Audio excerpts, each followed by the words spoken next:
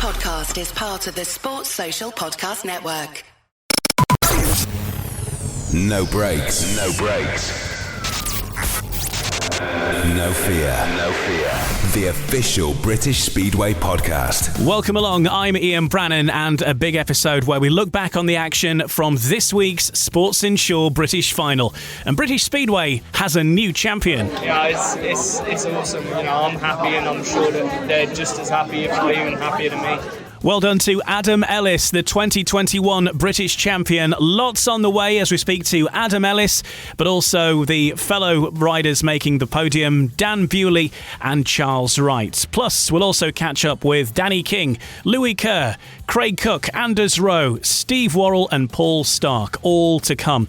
We're also going to look back on some of the action from last week in the Premiership, the matches involving Kings Lynn and Peterborough and Sheffield and Wolves, and some of the action from the Championship too. And our guest this week is no stranger to British finals because he's refereed 5 of them in his career. Former British referee Paul Ackroyd joins us. He's also the chairman of the Speedway Riders Benevolent Fund, and we're telling us about an event that's taking place this weekend that you can go to help support the work of the Ben Fund. It's all on the way on No Breaks, No Fear. No breaks, no fear. The official British Speedway podcast. Welcome along, lots to get through. We start with the action from Monday night, the 2021 Sports Insure British Final, and we have a brand new British champion. Adam Ellis, who has ridden through the system in British Speedway, from the National League, in the Championship, in the Premiership, and Adam Ellis, he's going to lift his first ever British title! What a ride from Ellis! He's been red hot all night. Just dropped a couple of points early doors, but he settled down. He's been a bit nervy on the start at times, but crikey, when it really mattered, he delivered in the final. A fantastic evening there at the National Speedway Stadium. Very soon we'll hear from the winning man himself, Adam Ellis, who of course was on this podcast just a few weeks ago, talking about his aspirations and his dreams of winning the British final, and those have come true. I must say that Adam Ellis came on this podcast a few weeks later, won the British final. We also had Tom Brennan on a while ago, and Tom Brennan was on the podcast and a few weeks later won the under-21 title. So maybe we're a good omen. So it's going to be a fabulous couple of weeks ahead for Paul Ackroyd, all being well, who's our guest this week. Paul, of course, you have spent a long time in the referee's box of British Speedway, over many meetings, late 70s through the 80s, early 90s, and you must have some extra special memories of the British finals. Yes, indeed. The British final day at Coventry was huge, and the whole stadium was always packed out, and it was a very big deal, and it was a stepping stone for the riders to progress to the next round of the World Championship. Quite often the top 4 or 5 used to progress to the Intercontinental final or the Commonwealth final or something. So there was not only a British Championship at stake, but it was very important for the guys to move in their world champion aspirations. For me, I was lucky enough to referee, I think it was 5 British finals in the 80s and early 90s. And the past winners of those meetings were Gary Havelock, Andy Smith. I remember Kelvin Tatum also winning. So they were big meetings, and racing was always absolutely top draw, as Kelvin Tatum always says, and very, very fond memories. Some controversial events that I can recall that happened during those meetings, but British Final Day was a big deal in British Speedway. But I can also remember before that period a time when people like Eric Bucock, he won the British Championship, and also Kenny Carter. And so very fond memories of the days at Coventry. And Coventry, of course, is a separate conversation, I suppose, nowadays. But a huge loss to Speedway, and obviously a scene of some massive events in British and international Speedway. Of course, it's hosted some other key world class fixtures. But now with the National Speedway Stadium and the racing it produced, it was an exciting night and another great advert for British Speedway last night. Last night at Bellevue was as good as it always is from Bellevue. It's a superb venue to stage that event. And the riders absolutely love racing at Bellevue. And it gives them a track that they're able to perform properly. And we can see their skills more there than perhaps at some other venues. Well, of course, watching the meeting and commentating on Eurosport on Monday night was Nigel Pearson, who looks back on the 2021 Sports Insure British Final. Yeah, cracking meeting at Bellevue. I thought congratulations to Adam Ellis, a worthy winner. Really fast bikes around the National Speedway Stadium. I think he's done well for Sheffield this year, and obviously he's been scoring a lot of points for Scunthorpe as well in the Championship. But he just nailed the start in that final, didn't he, last night? Dan Bewley was everybody's pre-meeting tip, and actually, to be fair, he had speed as well. Looked really fast. But before the meeting, I was saying to so many people outside the stadium who were talking to Kelvin and I about the British final, who's your tip? Everybody said Dan Bewley, but I was making that point that in the British final, it is a one-off shootout. It is a one-off 60-second battle to reach a checkered flag and win the national title. So it was always going to be on a knife edge. It was always going to be difficult. I've got no doubt that Dan Bewley's time will come, and Dan will win a British title at some stage during his career. Maybe next year, who knows? But I think Adam Ellis is a worthy winner. Congratulations to him. What can I say about the old boys, Scotty and Bomber, Scott Nichols and Chris Harris, the members of the Dad's Army? They put on a great show last night. Scotty's admitted that National Speedway Stadium track isn't as good for him as the old place next door. That sadly, I'm looking at it now actually, as I record this piece from the hotel in Manchester. The demolition continues of the old Kirkmanshire Lane. But Scotty was better around there than he is the National Speedway Stadium. But he rode brilliantly, Scott. It was great to see. And also, I thought Chris Harris was magnificent. And it just shows whenever Chris Harris is in town, you pay good money to go and watch him. I think he's brilliant. We talk about this British Speedway Hall of Fame that has started up this year. I think some way further down the line, Chris Harris has got to be in contention for a spot like that. He's served clubs magnificently. He's always ridden his backside off. And whenever he's in town, you want to go and watch him. So well done to Chris Harris as well. But congratulations to Adam. Delighted for him. Nice guys can win. He is a nice guy. I've followed his career since he first started in the National League. Congratulations to him. Brilliant. Absolutely delighted. I've seen quite a bit of him on my visits to Sheffield this season as well. And I think it's great news. And Scunthorpe's first ever British champion as well. Great for the Scunny Scorpions. I was getting the odd text from Rob Godfrey, his promoter, during the meeting, when I was just saying that Adam just rolled at the start in one of his races, and Mr. Godfrey sent me quite a polite text along the lines of "shut up," and a couple of words with that as well. But anyway, no, he was brilliant, and pleased for everybody at Scunny as well. And well done again to Bellevue Speedway, Adrian Smith, Mark Lemon, the track, Andy Meredith. It's a great racetrack. The stadium looked mint, clean, tidy and presentable for the cameras of Eurosport. And it was just a pleasure to be there. It was a nice atmosphere, that main grandstand. Now it's got more numbers in it after restrictions were eased. The atmosphere was absolutely terrific. And it was a real pleasure to be there. And really looking forward to the Speedway of Nations there now as well in October, where the bad news is I can't get a room in this hotel where I am now because it's already booked up.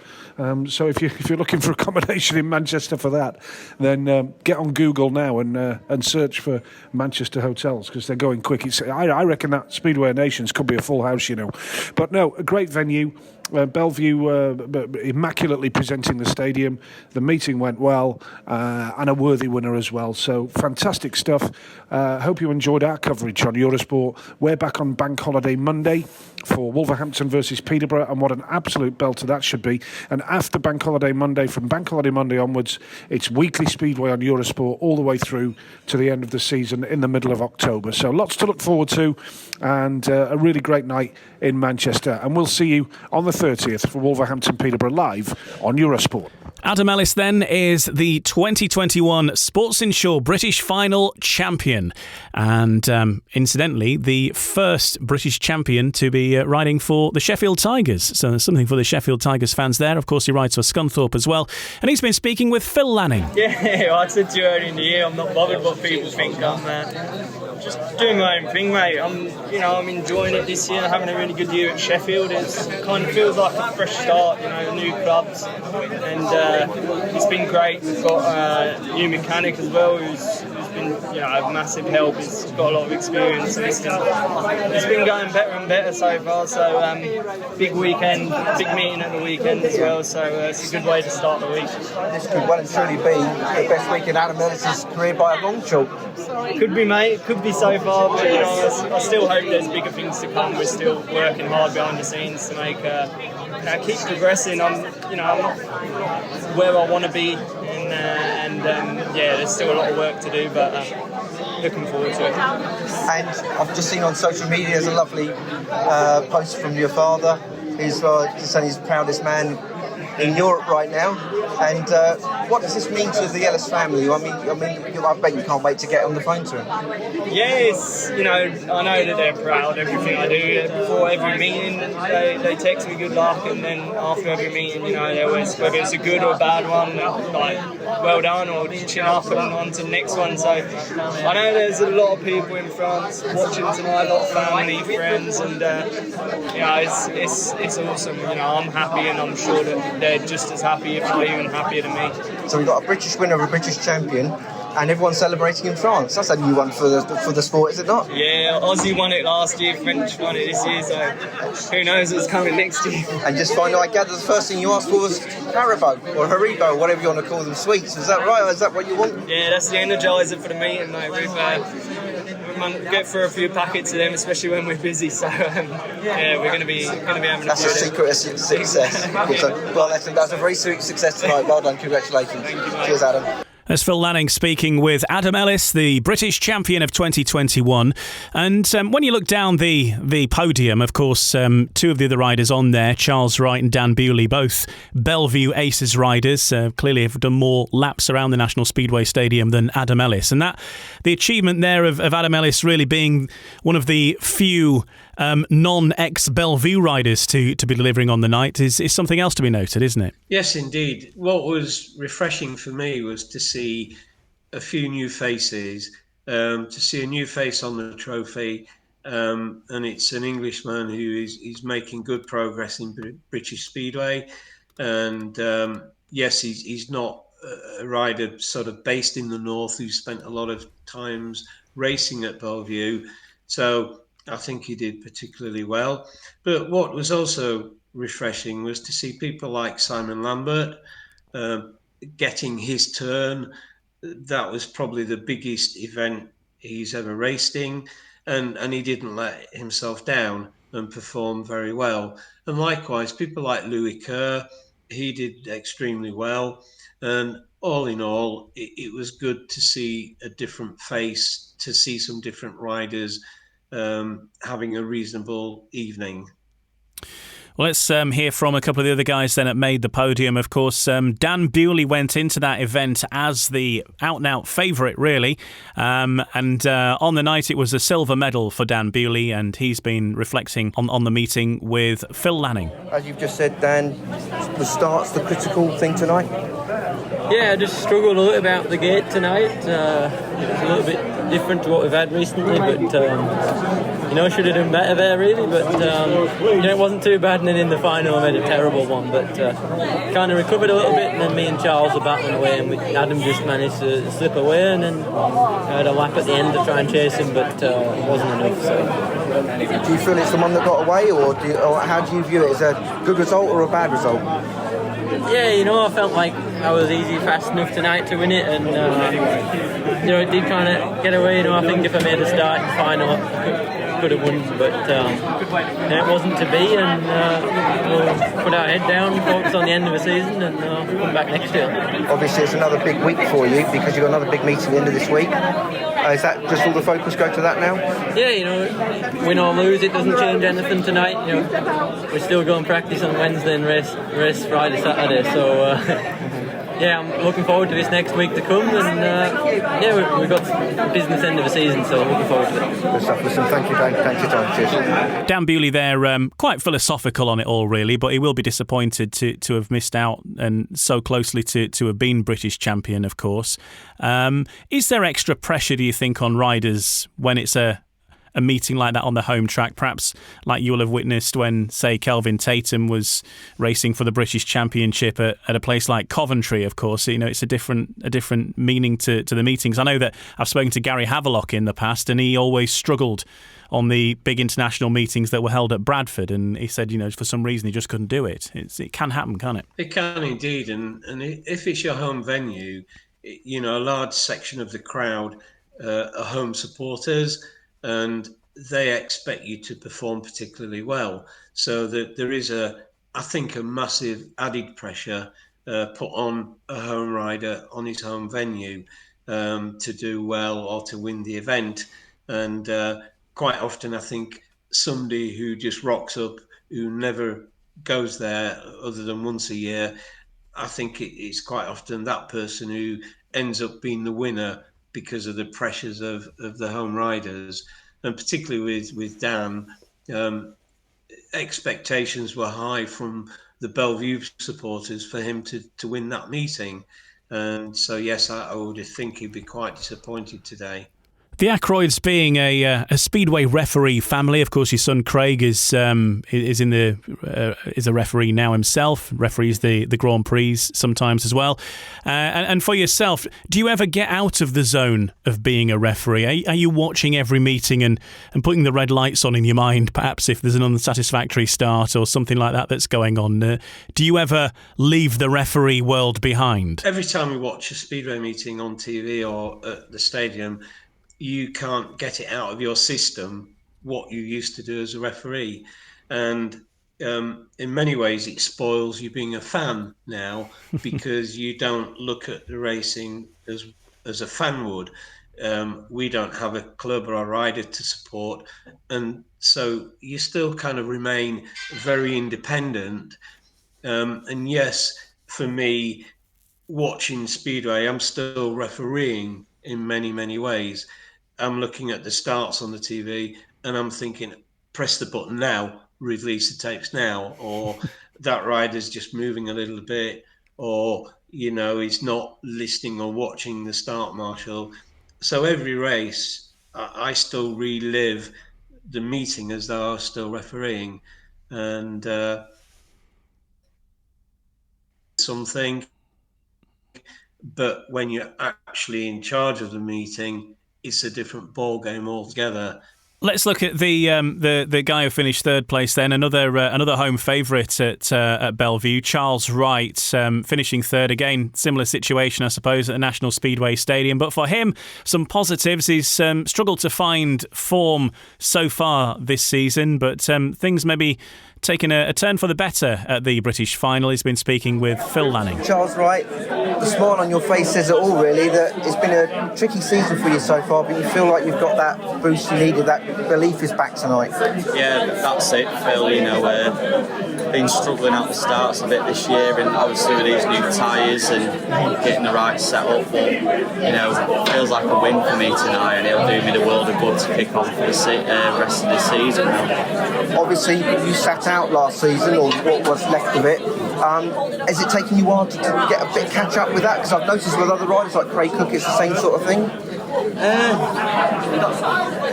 It's hard to say. To be honest, I think I needed a year out after the year we had before, and it's always good to get other stuff in life sorted because you never really have the time to do that. But I train hard. I feel just as sharp on the bike. It's just sometimes it doesn't happen, and you're only human at the end of the day. You can't do it all the time. So, as long as you know you still got it, and that's the main thing. And I was just going to come to that. 2 years ago, you won here, and does it feel like tonight you confirmed that wasn't a fluke in a funny, strange sort of way? No, because you look at the field, it's strong as ever tonight, and to finish second top scorer and then finishing third in the final, which Dan's absolutely flying this year in Poland and over here, and Adam's having a really good season. So some good riders who finished on the roster tonight. It can work both ways, can't it, Paul? That we see riders perhaps maybe underperforming slightly on their home track, but also for some riders it provides an opportunity to just clear the decks as what's been happening in the league and maybe reset and something else to focus on. And in Charles Wright's case, he's had a few gremlins around the National Speedway Stadium this year, and that's probably the best he's ridden around there for quite some time. Yeah, I think Charles did particularly well last night, and he could have very easily have won that meeting. And it was down to the start, really, in that last race in the final. And he just didn't quite have the edge then. He did ride well. He could have very easily have won the event. He didn't. And he'll be kicking himself. And it's just one of those things. I think as well for him that perhaps it's a bit of an affirmation that he's still there and he's still got it. Of course, winning in 2019 and as he mentioned in his interview, he's winning 2019 and coming third in 2021 actually is not a bad record as you look back on the history books. It shows some element of consistency that perhaps when you're looking at the results from the league, they haven't necessarily reflected that, but he maybe proved to himself that actually no, I haven't fallen from some sort of grace. I have still got it, and I'm still there or thereabouts with the best. Yes, indeed. Well, he's still the second or third best rider in Great Britain today. So he's reaffirmed his place and his status. And I've got to say, when Charles won the British final a couple of years ago, he was very good in helping the Benevolent Fund. If you remember back then, the winner got a wildcard slot in Cardiff, and Charles raced in that meeting, and he had a special race suit made for the event, which was liveried up with the Benfund logo and the Benfund colours, and likewise he had a bike cover, which he then auctioned and to raise money for the Benevolent Fund. So, I've got fond memories of Charles winning that event and doing what he did to help his fellow colleagues. Let's hear from a few more riders now who are involved in the British final on Monday night. It was an unlucky night for Louis Kerr, who had a great night and just missed out on the semi-finals by 1 point. But he's been speaking to Lee Wild. Very unlucky night for yourself, just missing out on the semis by a point. What was it like out there? Yeah, I love the track tonight. The rain came at the wrong time for me, and disappointed obviously by missing out by a point, and had 2 gate 4s. That didn't help me. But we gave our all and we enjoyed it, and like I said, a strong field this year, and just by missing out a point, but next year. When you popped out the gate, you had great speed. Was that something that you worked on? Yeah, I've had a few good meetings. My last few meetings here have been really good, so we sort of knew what set up. We went from that again, and yeah, like I said, them 2 gate 4s were hard work. Get the roost was like putting a brake on. It was difficult, but yeah, never mind. Great, didn't start off great, but you really found some speed towards the end of the meeting. Did you change something? What was it? Yeah, we chopped and changed between bikes, and then the third ride, we rode the second bike in the third ride and come back in, and there's something wrong with the engine, so we jumped back on the other bike, changed it up massively, and kind of done what, with the setup that we used to ride here, and it worked phenomenally, so just frustrating, obviously, having a few bum rides there to start with, but it's nice to have some speed at the end like that, and it's for me, it's when you have a good ride like that and you feel comfortable, it's a great feeling. So very encouraging leading into my next meetings, and I'll take a lot of positives from that, because I had a bad meeting yesterday, and it wasn't looking too great at the start today. So to finish with 2 good wins and feel comfortable, it gives me some confidence leading into the next 3 matches, Thursday, Friday, and Saturday. So, like I say, we'll take positives from that, move forward, and put it into my league racing. Good to show the resilience. It's easy to get lost here, isn't it? When you're not on the speed. Yeah, well, if you haven't got speed here, you're knackered. So just. I'm probably a little bit different this year, and a little bit more calm and collected, and I'm just older and wiser, I guess, as they say. But yeah, it's just keeping my head together, just making the right decisions, and I got it together in the end. So, like I say, just keep my head down now, put it in my league racing, and finish the season strong. Commiserations. Well done, mate. Craig Cook there, Paul. Obviously, is another former Bellevue rider, and unsurprising to see him getting going. And another rider who's had some troubles, I suppose, on and off the track over the course of this season, but certainly seemed to get himself going last night. And perhaps if he'd started the meeting the way he finished, he could have been in the contention as well. Yes, indeed. And again, expectations were high with Craig, and he had 2 particularly poor rides early on in the meeting, and then eventually got himself together. But with Craig, quite often he will go through the meeting undefeated, or he tends to struggle in some way or other. But nevertheless, he's still a very, very good rider. Let's hear some more thoughts of the riders involved then. Lee Wild was out and about in the pits. We'll hear from Steve Worrall in a sec. But first of all, let's hear the thoughts of a previous champion, and of course who won it at the National Speedway Stadium a few years ago. Danny King is chatting with Lee. Yeah, just struggled from the off really, and you need to get off to a good start on this sort of meeting, and I didn't, unfortunately, and we're sort of playing catch up all night. But yeah, disappointing night for me, but there's not much we can do about it now, just have to move on. Yeah, the rain came in, didn't it? It affected it a little bit. Probably known as your conditions, but what was it like out there? Yeah, it was okay. It was a bit greasy. It was a bit slicker to start with than normal, so there wasn't much material out wide. But it was what it was. Should we say? It's tricky conditions, but it's the same for everyone. So I think starting was probably a bit more crucial towards the end, and unfortunately, I just couldn't quite get there. Push on now for the rest of the season? Yeah, that's it. That's all we can do. There's no point dwelling too much. Obviously, I'm disappointed, but still a lot to ride for, so we'll keep going. Stevie, bit of a mixed night for yourself. How was it out there? Tricky, a little bit different as we started.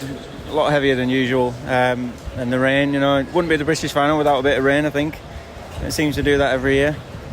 But no, just started off well and then tailed off a little bit. Got a bit lost, but. Speedway. Was it one of those nights where the setup changed, or was it something different? No, I don't know, we're just finding it tough here this year. I don't know why, it's just one of these.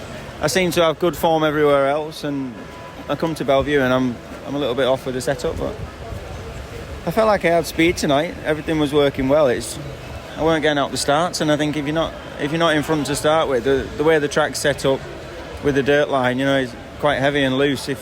If you're not in front, it's quite hard to get through, and you see the guys who are winning the races are making good gates, and I think that's just what we lack tonight. But plenty of speed, it's just better starts. Steve Worrall there, frustrated with his starts, and I think in a meeting that was had all ends of the speedway spectrum in this country, new stars emerging like Adam Ellis, of course. Anders Rowe, we'll hear from him in a moment, was involved as well. His first appearance at a British final. Old hands, if we dare say that, in the likes of Chris Harris and Scott Nicholls. Then right down in the middle there, you've got riders like Stevie Worrall. Richie Worrall, of course, was due to be riding, but was injured, unable to take his place in the meeting, late notice. But good to see a good spread of all angles of British Speedway represented on Monday night. Yes, indeed. And that, as I said earlier, it's really refreshing to see some of the younger riders coming through. And with regard to Steve, he's been around a few years now, but he's been dogged with quite a few injuries throughout that those period of time where he's lost a season or half a season. And on his day, when Steve gets going, he's really good. And I don't think he's peaked by any stretch of the imagination yet. And I think a track like Bellevue is a good venue for him. And likewise, his brother, he suffered quite a few injuries, and I think we've not seen the best of both of them yet. A couple of other riders to hear from then after the British final, one of which was a late call-up, Paul Starke. We'll hear from him in a moment. But first of all, the thoughts of Anders Rowe, who of course is riding for Ipswich and Redcar this year. He's been speaking with Lee Wild. So, Anders, bit of a tough night for yourself. What was it like out there?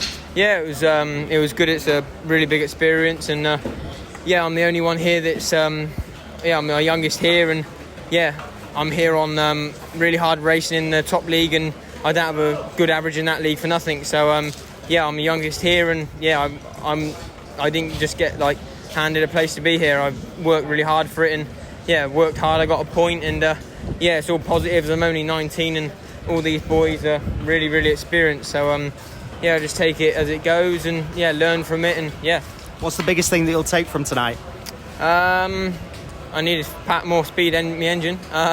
It's I always sort of struggle with speed when I come here, just because my engine's a bit old and stuff, and but they work and I get them to work. So probably the biggest thing I'm going to take away is you can't learn at the same pace as some people, and it just takes time, and I'm going to get there, and to be honest, I'm 19 and I'm in the British final. So, bit of a difficult night for yourself, but you took the booking on short notice, didn't you? What was it like out there? Yeah, it was. Track was okay in the end, but for me, just massive problems, engine failures. And couldn't come back from that really in the end. I know that a lot of the lads have said the track's been different each week. You guessed it the other week, didn't you? Was it one of those just completely different? Yeah, there's a lot more material on the track today, but I think the weather's probably had a lot to do with that. So but it's a good meeting to be a part of, and I will win it, but not this year. Well, Adam Ellis's first fixture that he'll be appearing as the British champion will be at Plymouth at the Coliseum on the Tuesday night this week, where Scunthorpe are the visitors. But the next major fixture in his calendar surely will be the Speedway Grand Prix Challenge, which is happening in Slovakia, and that's happening this weekend. He's not the only Brit in contention, though, for a permanent Grand Prix place for 2022. Dan Bewley and Robert Lambert also make the Grand Prix Challenge, a very, very tricky meeting. Paul Ackroyd, you have lots of experience of some of these big individual events. I know your son's a Grand Prix referee as well. Let's just talk about that scene for a moment. I mean, it is a big fixture, isn't it, with the ultimate prize in Speedway up for grabs? Yes, it is indeed, and we really, really would love to see the Brits do well and to see more British riders in the Grand Prix. And we only hope that they perform as well as what they can do and not be intimidated by their rivals or the track or the venue where the meeting is taking place. Each one of them has got the capabilities of moving forward, and if luck can play a part in their efforts, they'll move on, and we'll see some more Brits in the Grand Prix. Some changes this year, of course, most notably, I think, in the Speedway Grand Prix series to how the starts are working. A new system now where the referee presses the button but doesn't necessarily release the tapes. It's on a time delay. How's that been working out? Because Craig was one of the referees for the Grand Prix, and he was in action at Wrocław on that big event there. And have you heard back on how it worked out for him? Yes, indeed. The feedback he gave me was quite positive. He found it very strange for the first 6 or 7 races, and he said that he felt a little bit of control had been taken away from the referee, but nevertheless it allowed them to concentrate more on what was happening coming out of the start and going into the first bend. And he felt it was a good, fair system, and he felt the difference in the timings of the gate being released was good. It was variable, and he quite liked it. it was noticeable at the last Grand Prix. The timing delays seem to have been made a little bit longer. Whether that was true, I don't know, but it did seem the starting gate was being held down longer than in the previous 2 Grand Prix. Starts and how you do them have been one of the big questions about Speedway ever since Speedway began, I suppose. And people are looking to improve them and always have been. And you must have seen some proper flyers in your years in the referee's box as well, I imagine. Yes, indeed. What the public won't ever realise is the control panels in a referee box are not necessarily in front of you. So you're looking out of a window, and in an ideal world, the buttons would be directly in front, so your hands are on the buttons whilst you're looking out of the window. In many stadiums, they're set to the left or to the right, and in some instances, they're actually affixed to a wall to the left of you, so your hands are reaching across your chest to the buttons whilst you're still looking out of the window. And so at some venues, it's not quite as easy as what perhaps the public would perceive.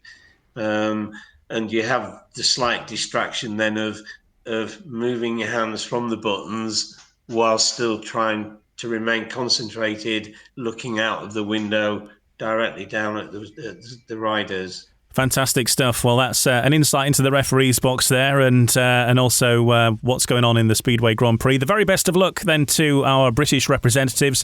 We could have 3 riders all heading into the Speedway Grand Prix. It could well happen, you never know. Dan Bewley, Robert Lambert and new British champion Adam Ellis heading out to Slovakia, and good luck to them in that Grand Prix challenge. Coming next on No Brakes, No Fear, we'll have a look back on some of the matches from last week and ahead to the fixture list for this coming week here on No Brakes, No Fear, the official British Speedway podcast. No Brakes, No Fear, the official British Speedway podcast. This is the official British Speedway podcast. I'm Ian Brannan, and I'm joined by former British referee Paul Ackroyd, who's also the chair of the Speedway Riders Benevolent Fund. And we're going to talk more about the work they do very soon. First, let's have a look back at some of the fixtures from this week in the Premiership and in the Championship. Last week, things started hotting up in the playoff places in the Premiership when Wolves defeated Sheffield and Alderton. Their second home defeat. Very close one. Came down to the last heat technically, although really when you look at the scores, it was all done and dusted by heat 14, really, and Sheffield needed a 5-1 to really save any kind of face, which they did manage that feat. So it's a good job that Wolves did get it finished by heat 14. But a huge score for Ryan Douglas, who finished with 16 points. So we'll hear from him in a moment. First of all, let's hear the thoughts of the Sheffield boss, Simon Stead, who was very concerned by how his side fared. Previously, we've talked about the problems at reserve that they had. That's been fixed with Stefan Nielsen scoring 11 plus 2. But to have your number one scoring 0 is an obvious concern. I haven't got any answers there, really, Ryan. And unfortunately, neither has Batch. We know what he's capable of. We've seen it. Maybe not so much this season, but certainly in previous years. Former GP rider. Just never thought I'd see the day when I'd see Bachelor scoring a 0 in this league. What we do is something that I'll discuss with him and the senior management of the club, and if there are options, then we'll explore them. Just finally, one thing this result does do, it puts even more pressure not only on the visit to Kings Lynn next Thursday, but particularly that next home fixture here against Ipswich. I look at every fixture and we try and win them all, Ryan. It's not it's never any different. So we have to get over the disappointment of this meeting very quickly. Looking at next week, we need a result at Kings Lynn. That's a given, and our home form, like I said before, has to improve dramatically.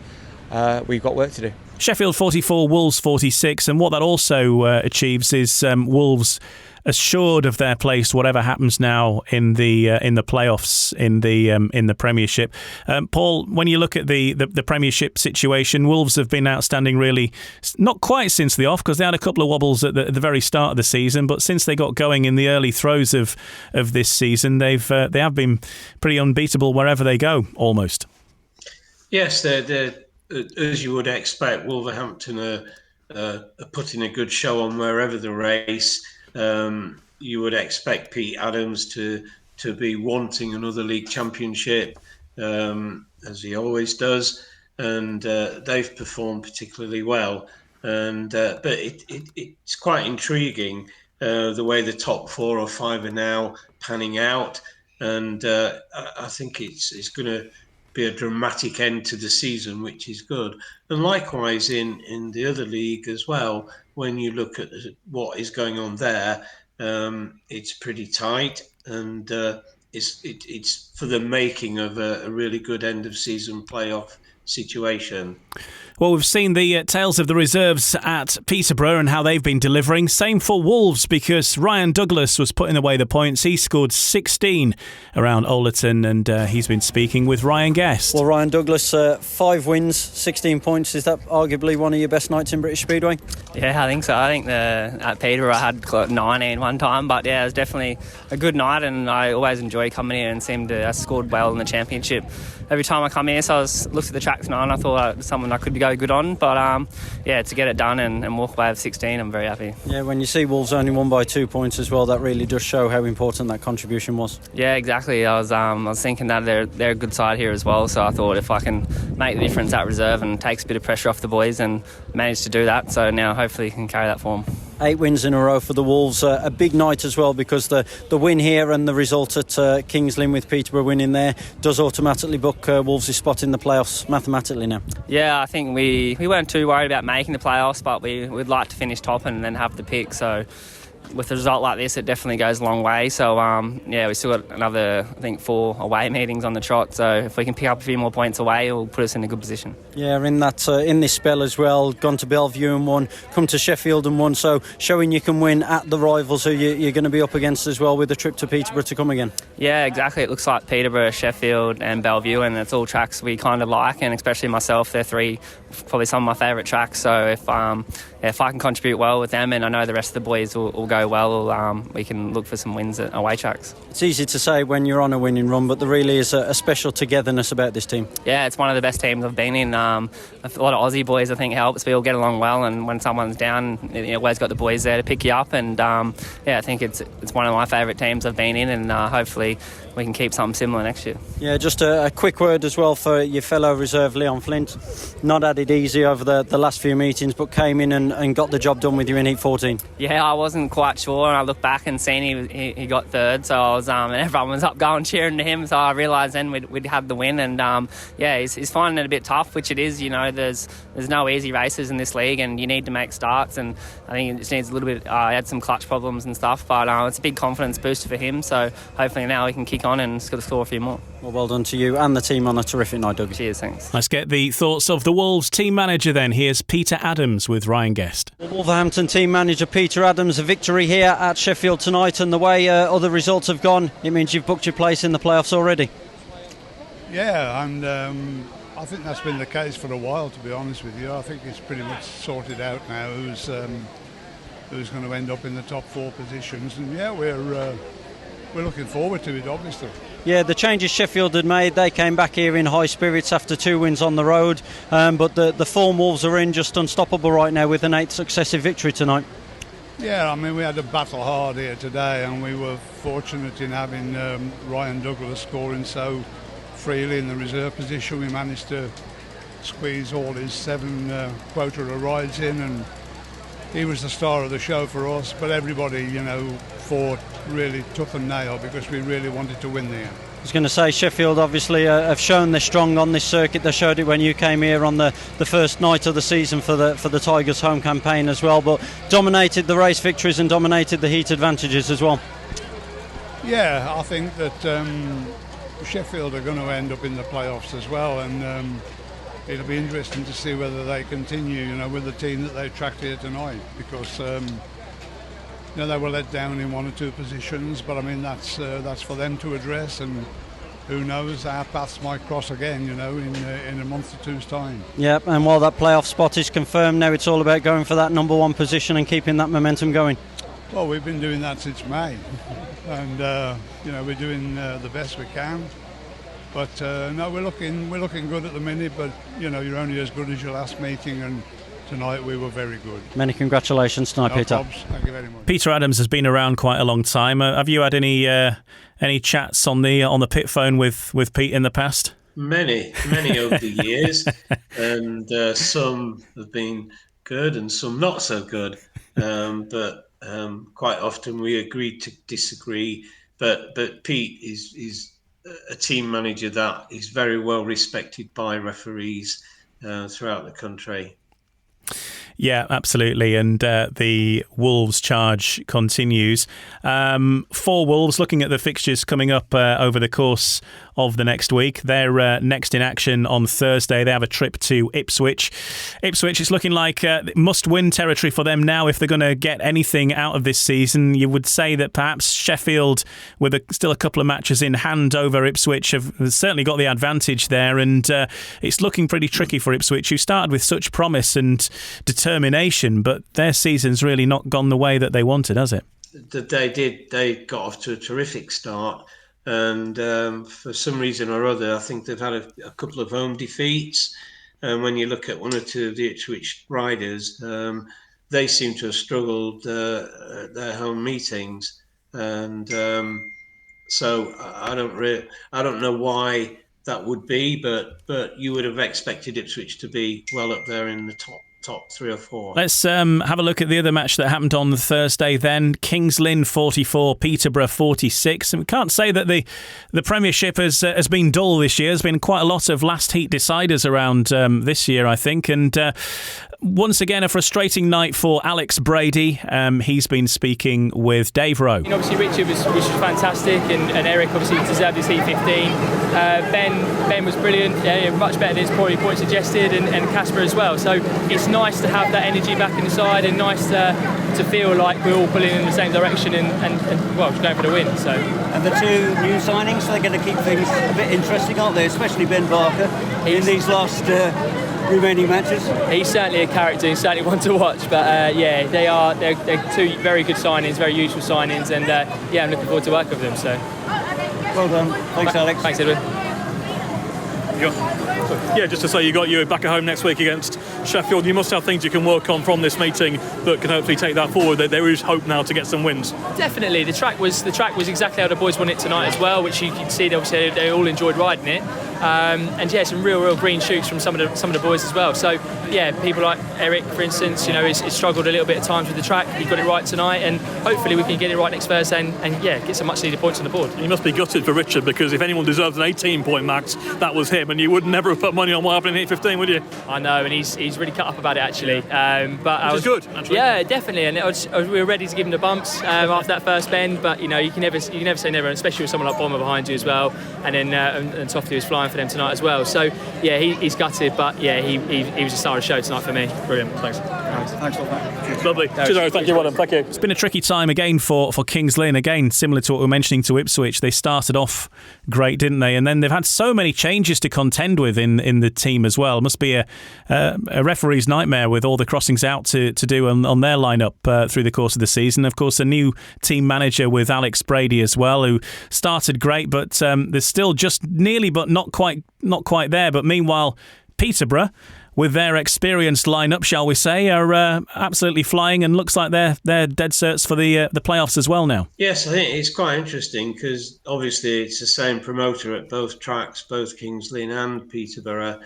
A lot has been mentioned about the age of the riders in the Peterborough team, but they're doing incredibly well, and I think they are in very strong contention of winning the league. They're certainly going to be in the playoffs, and I think the Peterborough supporters will be well pleased with the efforts that have taken place. With regard to Kings Lynn, it's nobody can really put the finger on that problem. And I think Buster Chapman must have been tearing his hair out as the weeks have gone by. And he's had some really good riders there in his team. It's a good racetrack. But I also think from a away rider's point of view, most of the riders like racing at Kings Lynn. And so, the away teams have been rocking up there and full of confidence, and they've won the meetings. It's certainly looking like they're focusing on getting team places for next year sorted now. Peterborough, meanwhile, certainly have got a good chance. I can't see them not getting in the playoffs, and they'll be focusing on what happens after that. Let's hear the thoughts of the team manager at Peterborough. Here's Rob Lyon speaking with Dave Rowe. Feels like ages since you've raced at home, certainly a long time since you've won at home, but is it now about keeping momentum going, because clearly you're going to be in the playoffs? It's about making sure everything is right for probably mid to late September. It is, yeah. I mean, we've discussed it many times. We're sort of already planning for, what we can do in terms of Ulrich's situation, and it's sort of a topic of conversation every day at the moment. So, but RR's served as well. The boys have responded magnificently, and but it's not what we want to go into the playoffs with, obviously. So we need to do something about it. But yeah, so far, can't fault them. Lots of your fans here tonight as well. Obviously, a big following. Local derby, must be nice to send them back happy. Yeah, that's right. I mean, it's great for them, really. To win on the road is great anyway, and the run we're having. It's nice for them to come away knowing that the team's going to give it 100% and potentially come away with something, and it makes it all worthwhile. Peterborough are next in action on Monday, and a big one, Peterborough versus Wolves in the Premiership. Your other Monday night fixture next week will be Bellevue versus Kings Lynn. So a couple of big Monday night fixtures coming up in British Speedway. A quick look at the Championship. Edinburgh continue their charge upwards with a big win over Plymouth. I think the standout results over the course of the weekend, probably in the Championship, would be a couple of them really. Leicester beating Eastbourne 56-34, so 3 big points for Leicester there. And the other one on the Sunday was the match at Newcastle, and I don't think anybody predicted Newcastle to beat Glasgow by 48 points to 42. Adam Roynan with 14 points, and what a big 3 points that is for Newcastle over Glasgow, and a big opportunity for the teams coming up. People like Poole, for example, who are still playing catch up, of course, and have got lots of matches in hand, will be quite thankful for Newcastle defeating Glasgow in that manner, Paul. Yeah, it was a shock result, and clearly Glasgow are missing the services of Ulrich Ostigard, but nevertheless it was good for Newcastle and good for their fans to get a good win over, a club like Glasgow.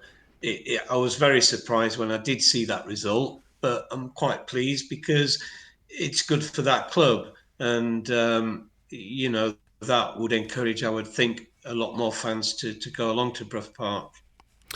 Yeah, it's a big week of fixtures coming up as well as we look ahead. Wednesday night, Birmingham taking on Berwick, Poole versus Scunthorpe in the Championship. Thursday night, Ipswich versus Wolves, and Kings Lynn versus Sheffield in the Premiership.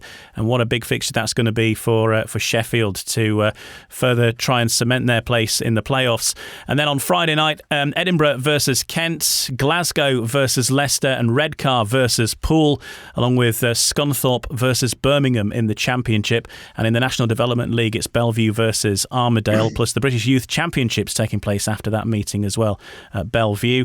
And then Saturday, Berwick versus Kent on their Northern Tour this weekend, Eastbourne versus Redcar, and Leicester versus Glasgow.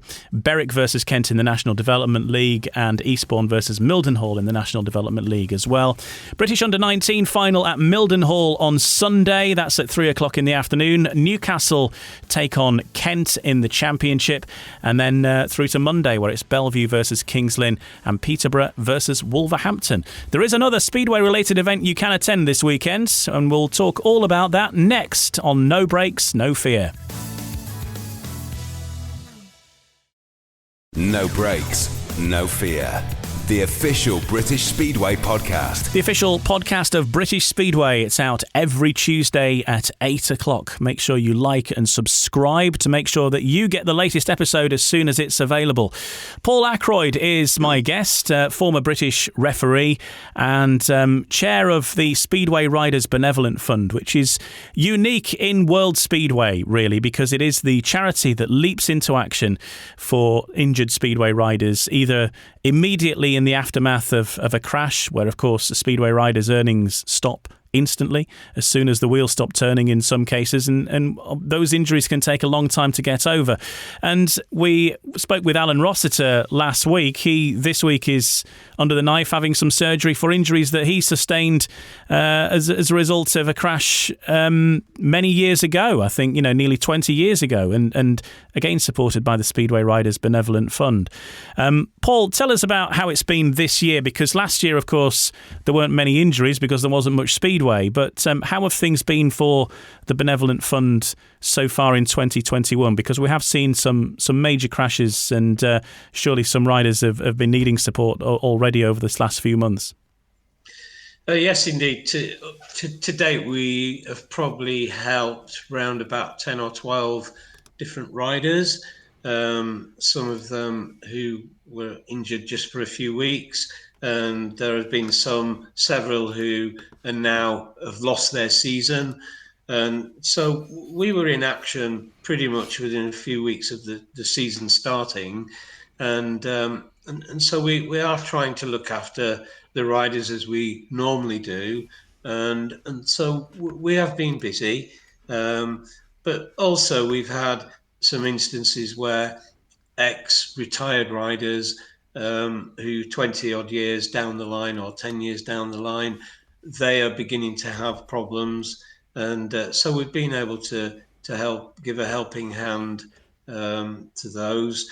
We recently learned of an ex-English rider called Alan Emmett, who retired in Australia, and he has been quite ill and was experiencing a lot of problems out there in Australia. So we've been able to support him a little bit recently, but our work goes on week in and week out. Just give us an idea of the kind of process and the kind of work the Speedway Riders Benevolent Fund do to support a rider following a major incident. Unfortunately, we do see them, and we all wish that they're well, and we check online to make sure that they're okay and responding in hospital and all that kind of thing. But it goes deeper. There's families. Often riders are not in an area where they live, and then obviously bills and things like that continue, don't they? And just give us an idea of the process that works and how it works from the Ben Fund.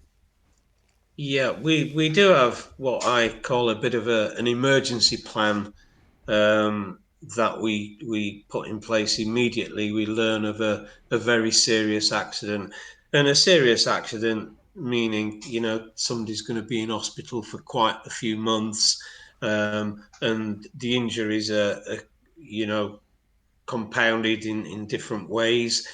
And invariably the rider is either unconscious or in a coma or in that state. And the immediate concern is with the rider's wife and family or partner. And it's sod's law. It never happens on a home track close to where the rider lives. It's always a rider who lives in the south of England gets badly injured in Scotland or vice versa.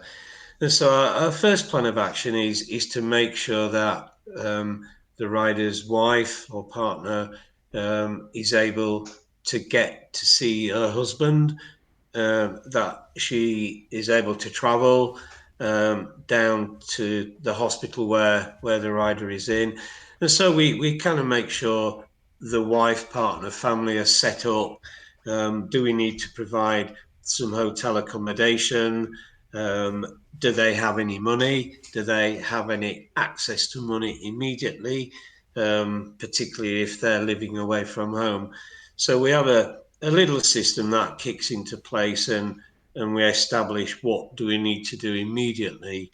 Of quite often is the case. The rider isn't one of our higher paid sports people or sports person, and invariably they're struggling to make ends meet on a normal week without being in hospital and not earning a living.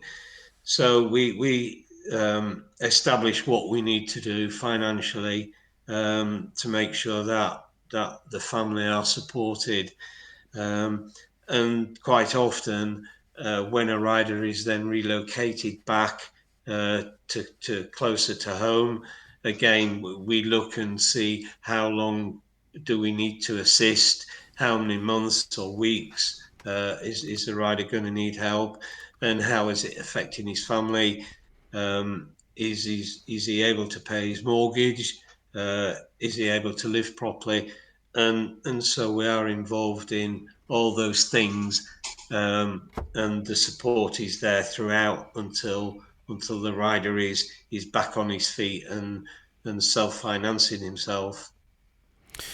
And this is unique because there are countries where you would crash and you're left to your own devices. I suppose you have to have your own insurance or some other backup plan to finance this. And of course, the nature of it is it can happen at very short notice as well. It is. I mean, here in England, we are the only speedway nation that has a charity. So Great Britain is the only speedway that has a Speedway Riders Benevolent Fund. No other country in the world do anything like we do. Yes, indeed, the riders do have insurance, but here in Britain, we have something more special than that in the form of our charity. And it's so important for the riders because it gives them a lifeline and gives them that support when they really do need it. And insurances, they quite often take a while to pay out. And, families need money instantly on many occasions. And we're able to provide that support. And we look after the riders particularly well. Absolutely. It is a great thing to have and a great reassurance, and I know it's loved by so many riders. The only thing I suppose this year is, and similar to last year, bucket collections are not a thing that have been allowed so far, at least, and that's a big way that you make money by getting the buckets through the crowds and people chucking a quid or whatever it is that they can afford into that, sometimes maybe more.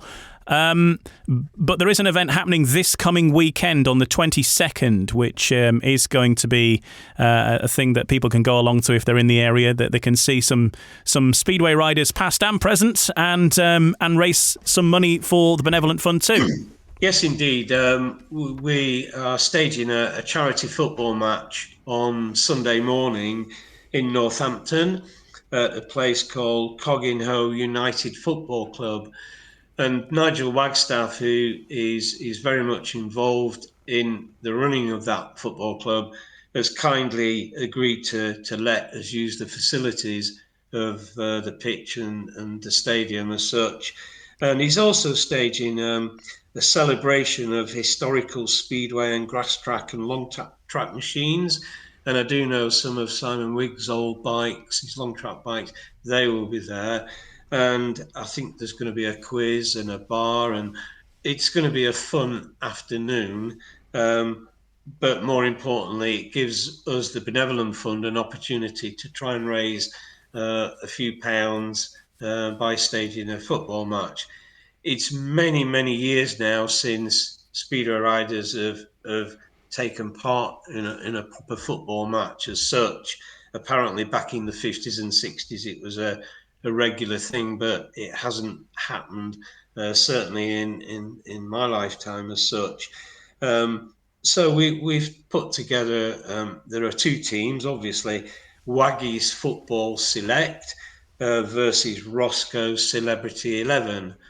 And in Nigel, in his team, there are some ex-professional football players who used to play for Northampton Town and a few other clubs around. So he's put together quite a strong team of football people. And so we're relying now on some of our boys to come and play. And we've got people like Paco Castagna, Nick Morris, Ryan Douglas, Ben Morley, Jake Knight, James Sargent. They're all going to turn up and put the boots on. And in addition to that, we've got Lee Kilby and Carl Johnson.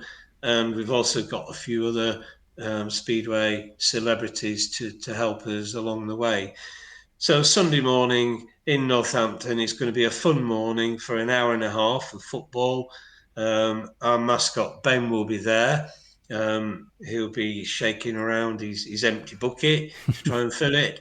But more importantly, it's going to be a family day out that Speedway supporters can attend and see some Speedway bikes, talk to some Speedway personalities and have a bit of fun. It sounds like a fantastic event, and that's Cogganhoe United Football Club in Northamptonshire, and you can go along there. And the match kicks off, 10:30, isn't it? It kicks off at 10:30, and then the display of machines, they will kick off at around about 12 noon, as soon as the football match is finished.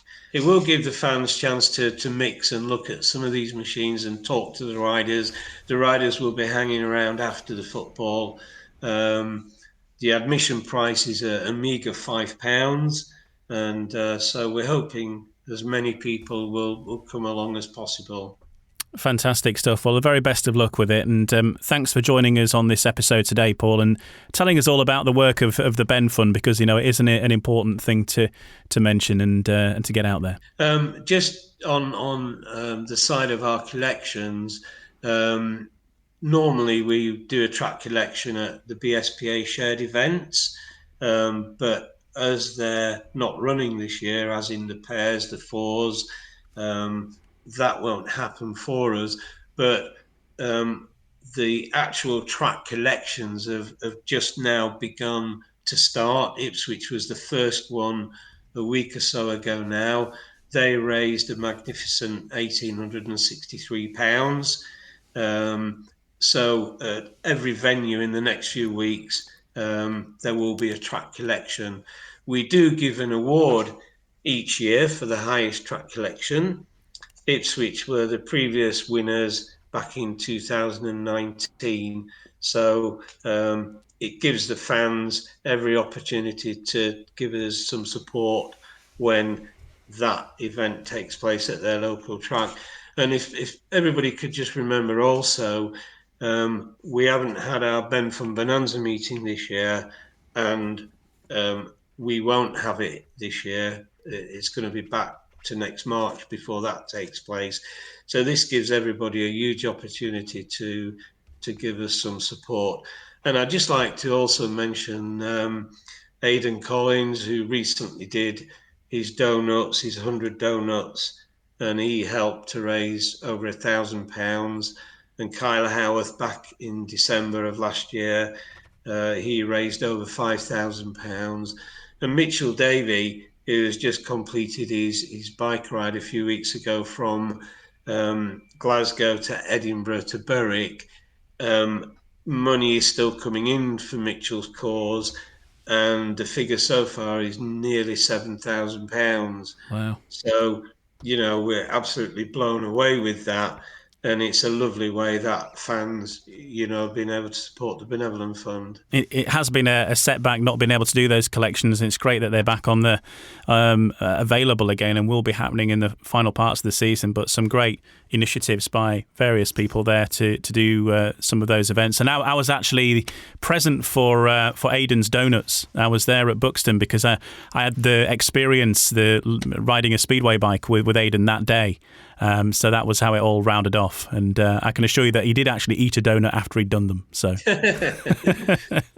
Brilliant. Fantastic! Thank you very much, Paul, for joining us, and the very best of luck with the event this weekend. And of course, for everybody listening to this, when those buckets do come back round your local stadium to dig deep and maybe win your team another prize of being the most generous.